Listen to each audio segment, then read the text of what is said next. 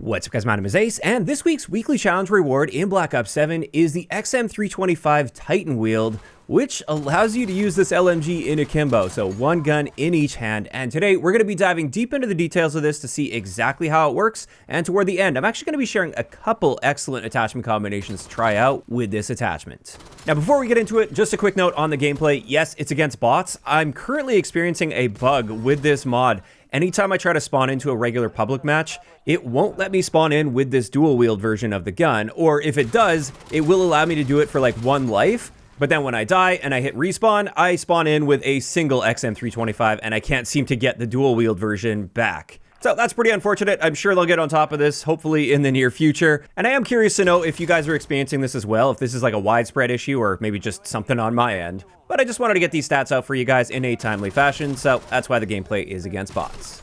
And diving into the basics here, obviously for the pros, we have dual wield, so one gun in each hand.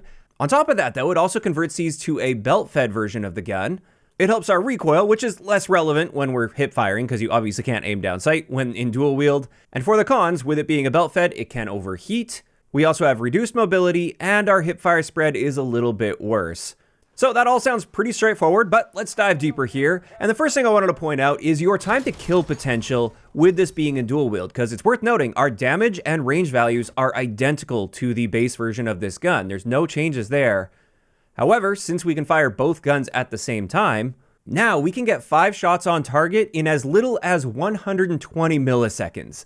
That is an insanely fast time to kill in this game. It's almost instant. And there are essentially no full auto guns in this game that can compete with that time to kill. Now, of course, that's assuming you're hitting all of your shots. Actually, in the case of a 5-shot kill, that allows you to miss one of the bullets, since you're firing both guns at the same time, and this is the time it would take to fire 6 shots rather than 5. But I really wanted to point that out, just how fast this is. Also, keep in mind that doesn't include the pre-fire delay, which doesn't change with this attachment. It's 20 milliseconds. Next, let's have a look at the belt-fed portion of this. And with this, we get a capacity of 500 rounds per gun, and that can be topped off with scavenger ammunitions boxes. And with this, you can fire each gun for a total of 50 rounds just by holding down the trigger without stopping. You can fire 50 rounds before you overheat the gun. And then if you overheat the gun, you won't be able to fire for a total of 6 seconds. Now, realistically, you can almost always avoid overheating the gun. Sure, there might be some situations here or there where you have to wipe the entire team, and in that case, you may end up overheating. Or if maybe you're trying to take out streaks, for instance, that's another case where you might overheat. But with typical regular gameplay where you're just going gunfight to gunfight, you're generally not going to be holding down the trigger long enough, and there's generally going to be enough of a break between gunfights to where you don't really have to worry about this overheat at all. So while it says the overheat is a con on this, I would say this is overall a massive pro to have a belt-fed version of this gun for this, since you just don't have to worry about reloading, and it's easy to manage that overheat. Next, let's have a look at our hipfire, and by default, the XM325 actually has the best hipfire spread in the LMG category. However, the moment you put this on, it does make all of our hipfire spreads just a little bit worse. So that is something to keep in mind there, and since we can only hipfire, we're probably going to want to be stacking with some attachments that help with that. And of course, you'll be seeing that in the class setups that I share. But before we do that, let's have a look at the final con when using this attachment, and that is the fact that it hurts our mobility. Both our base walking speed and sprint speed values are reduced by a noticeable margin, and I mean, this is already an LMG, so it's pretty slow by default, and this just makes it that much slower. So you're not going to be zipping around the map by any means.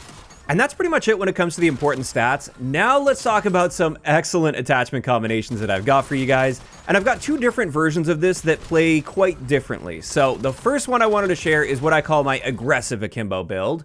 And with this one, for our muzzle, we're using the compensator that helps with our hipfire spreads. We're using the short barrel on here because this one helps with our sprint out time, and that can be quite important with a setup like this. For our rear grip, we actually have 2 separate options here, depending on how you like to play. For me, I like using the mobility rear grip because it helps with slide to fire time especially. So with that, I really like sliding into my gunfights whenever possible, because that makes you a harder target to hit, helps you close that distance a little bit, and you can be putting shots down range in the process.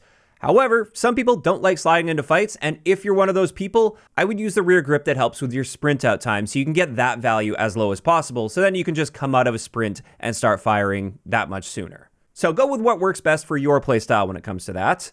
Then of course we have the dual wield stock itself, and then finally we have the convergence box laser, which is also going to be helping with hip fire. And as you can see on the bottom right there, We are improving our hip spread a little bit, but there's still some spread there. You're not going to be picking people off across the map with this, but this one isn't designed for that. This one's designed for being fairly mobile, getting right up close and personal, and then just melting people with your really fast time to kill potential, as long as you're managing your ranges appropriately. Now, as much as I like that build, there's another style of build you can create here, which I think a lot of people will prefer because it's insane how tight of a hipfire spread you can get out of this. This is what I like to call my Sentry Akimbo build. With this, we're using the same muzzle and barrel. This time I'm using the Causeway grip. This is the one that helps with our sprint to fire time, because slide to fire isn't going to be as relevant with this setup. Then of course we have the dual wield attachment itself. And then finally, the key to this setup is the Prestige laser. This is the motion strike laser, which massively improves your hipfire spread, but the key here is the moment you start firing, it effectively just locks you in place, so you can't really move much at all. And as you can see, this thing is pinpoint accurate. Even its maximum spread value when holding down the trigger for a while is so incredibly tight that there's effectively zero spread with this, and it's basically just recoil you have to work with. And with this, you can absolutely pick people off even across the map. And this means you're not really leaving anything to chance, and as long as you are accurate enough, you're going to be getting one of the best time to kill potentials in the game for a full auto gun, and you'll be practically untouchable as long as you're not leaving the enemy enough time to get shots off on you. Because of course, remember, the big downside is you are going to be locked in place when you start shooting your gun, and that's going to make you a fairly easy target to shoot. Now, interestingly with this though, we can somewhat get around that downside of being locked in place by pairing this with the Gung Ho perk. If you're using Gung Ho, it will allow you to move a little bit while firing because you can sprint and fire at the same time. But in doing so, you're not going to have that ridiculously tight hipfire spread. You're still going to have a very tight hipfire spread. Don't get me wrong. You're still going to be handling yourself very well at close to even somewhat medium ranges. You're just not going to be as pinpoint accurate for those longer range engagements. So that's my recommendation. If you are going to be using this build, make sure you're pairing it with Gung Ho, just so you have that little bit of extra mobility option available for you. And that is an excellent build, but once again, I have a variant to share with you guys, and something that's a bit of a game changer here. It turns out, if you use that exact same setup, but you drop the barrel and instead take the FMJ rounds, you now have the fastest streak killer in the entire game. I mean, look at this. You can take out a Watchdog helo in less than 1.5 seconds with this loadout. You can also take out rhinos insanely fast. This is definitely the best way to handle a rhino. And even a VTOL warship you can take down very, very quickly. Previously, for your anti-streak build, I would have recommended those hunter bots. You throw those up and they start dealing damage to that, and then you can finish it off with something like an LMG. But in this case, it's not even worth wasting your time throwing the hunter bot and waiting for it to get to its target, because you'll likely have that streak destroyed before the hunter bot even reaches the streak. That's how insane this is. And honestly, it's probably a little bit too good against streaks. Like, this might cause some balancing issues where people work really hard to earn high-end streaks, only to have them essentially insta-deleted by this particular setup. But I didn't design it. I'm just here to share how things work, and that's how this is working right now against streaks. So if that's a big problem for you, you're running into high-end streaks all the time up in the air, this is your new best bet. And with that, that is going to wrap it up for today's breakdown on this dual wield kit. And when it comes to my thoughts on this, obviously frustrating that it's currently bugged out for me and I can't really properly use them in public matches, but after doing all of this testing, I think this is a great addition to the game. It's got appropriate downsides to keep it in check, even with that really good second build that I've got for you guys, at least against other players. I think the fact that like you're locked in place is reasonable enough to give it really good accuracy. And I don't think this is going to be like completely taking over as a meta gun, but man, it is a fun gun to be using.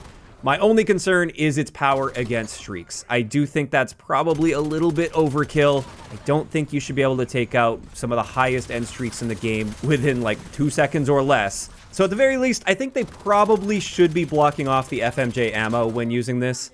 I think that combination is just overkill in its current state, because even without FMJ, you're still taking those streaks out quite quickly, just not this fast. But that is just my opinion on that, and I'd love to hear what you guys think about this kit in those comments down below. Do you guys like using it against players, and how are you feeling about how powerful it is against enemy streaks? Just let me know down below. If you enjoyed the video, a like rating is always appreciated, and don't forget to subscribe for more if you haven't already. I'll talk to you guys next time.